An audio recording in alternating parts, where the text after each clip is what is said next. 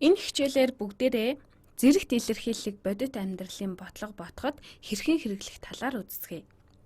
За одоо бодлогондоо орцгоё.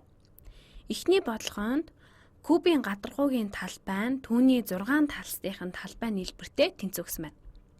Тиймээс энд нэг куб зуръя. Ингээд нэг куб зурхад куб нь 6 талцтай. Энд бол зөвхөн 3 нь харагдаж байна. Нийт 3 талс. Ингээд зураасаар холбол бидэнд харагдахгүй байгаа талууд харагдана. Нэг нь энд, нөгөө нь энд, бас нэг нь энэ доор байна. Ингээд 6 талстай куб байгуулчихлаа. Бодлогон дээр Спенсер 2 ширхэг куб хэлбэртэй тоосго будахаар болжээ. Нэг кубын иргмийн урт нь 4 нэгж. Нэг кубын иргмүүд 4 нэгж урттай. Тэгэхээр түүнийг энэ гэж үзье. Энэ кубын бүх хэмжээс нь 4 нэгж. Харин нөгөө кубын ирмэгүүд 2.5 нэгж. За тэгвэл 2 дахь кубыг ингээд зурчээ. Нэг иймэрхүү. Талууд нь 2.5, 2.5, 2.5. Түүнийг будах гэж байгаа нийт гадаргуугийн талбайг тооны зэрэгт ашиглан илэрхийлж бичье. Энд 6 талс харагдаж байна. Талс бүрийн талбай нь хэдвэ? Куб 6 талстай тул нэг талсын талбайг олоод 6-аар үржүүлнэ.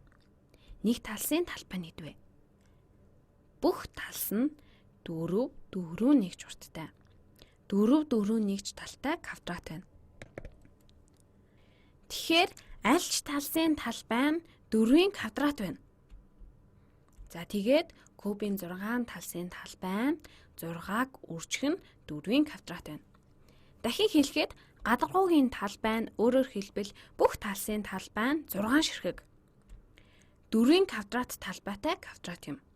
Тэгэхээр энэ кубын гадаргуун талбай нь энэ кубын хувьд ч ялгаагүй. Талс бүрийн талбай нь 2.5-ыг үржих нь 2.5 байна. Эсвэл үүнийг өөрөөр 2.5-ийн 2 зэрэг гэж бичиж болно. Куб нь 6 талстай тул 2.5-ийн 2 зэргийг үржих нь 6 гэсэн үг юм. Энд будах гэж байгаа нийт талбайг зэрэгт илэрхийлэл ашиглан бичвэл 2 кубын гадаргуугийн талбай нь энэ шар кубын гадаргуугийн талбай, энэ хөх кубын гадаргуугийн талбай тэгэд боллоо. Нэмж хэлэхэд энэ 10-ын бутархаан таслал биш, үржих тэмдэг шүү. Бутархаан таслалаас арай дээш. Тоонуудыг яг дунд төвшөнд нь ингэж бичихэд үржих тэмдэг гэж ойлгоно. Үүнтэй айлгурын хичээл дээр илүү их таарлтнаа. Энийг ингэж чинь. 6-аг үржих нь 4-ийн квадрат. Нэмэх нь 6-аг үржих нь 2.5-ийн квадрат гэж. Ингэж. Энэ бол үржих үйллийг илэрхийлэх өөр нэг арга. Энэ хаалтны гадна ямар нэгэн тоо бичсэн байвал тэр тоогоор хаалтан доторх бүх зүйлийг үржиж байна гэсэн үг. Тэгэхээр энэ нь 6-аг үржих нь 4-ийн квадрат, энэ нь 6-аг үржих нь 4-ийн квадрат зэрэгт илэрхийллийг бичихдээ ийм тэмдэглэгийг ашигладаг. За өөр 2 бодлого бодъё. Бүүм хот 2010 онд дэлхийн алс хязгаарт үүсгэн байгуулагдсан. Энэ хотын хүн ам байгуулагдсан цагаас хойш жил бүр 3 дахин доогоор нь зурчихъя. Жил бүр 3 дахин өсдөг байв. Хэрэв хот анх байгуулагдахад тэнд 1050 хүн байсан. Энийг биччихье. 1050. Хот анх байгуулагдахад тэнд 1050 хүн байсан бол 6 жилийн дараа хүн амын тоо хэд болох вэ? Тэгэхээр жил бүр 3 дахин ихсдэг гэдгийг саний. За жилийн дараа бид үүнийг 3-аар үржүүлэх гэж байна. Тэгвэл өмнөхөөс хүн амын тоо 3 дахин ихснэ. 2 дахь жилд үүнийг дахиад 3-аар үржүүлнэ. 3 дахь жил, 4 дахь жил, 5 дахь жил, 6 дахь жил. Үүнийг хэлбэр аргаар арай товчоор бичвэл 6 жилийн дараа хүн амын тоо нь анхны хүн амын тоог 3-ын 6 зэргээр үржүүлээд гарна. 6 ширхэг 3-ыг хооронд нь үржүүлсэн байна. 3-ын 6 зэргээр үржүүлнэ. Эсвэл бид хотын анхны хүн амын тоо 3-ын 6 зэрэг дахин ихснэ гэж хэлж болно. Энд бидний зорилго бол тоо утгыг тооцоолж олох биш, харин бодлогын хариуг тооны зэрэг, энэ тооны зэрэг ашиглан бичиж илэрхийлж сурах юм. Уг бодлого маань Бүүм хотын 6 жилийн дараа хүн амын тооцоог тооцоолоорой гэсэн бодлого. Бид зэрэг ашиглаад биччихлээ. За манай дараачийн бодлого жоохон хөвгчлөлтөө. Талын урт нь 4 м байх квадрат хэлбэртэй хан байжээ. 4 м талтай квадрат ханыг зуръя. Квадрат хэлбэртэй хан.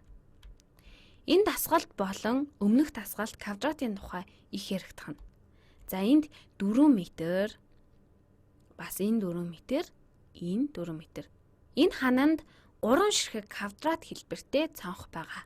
За энийг өөрөнгөөр зуръя. Эдгээр 3 цонх нь 1.5 м талтай квадратууд. Нэг иймэрхүү.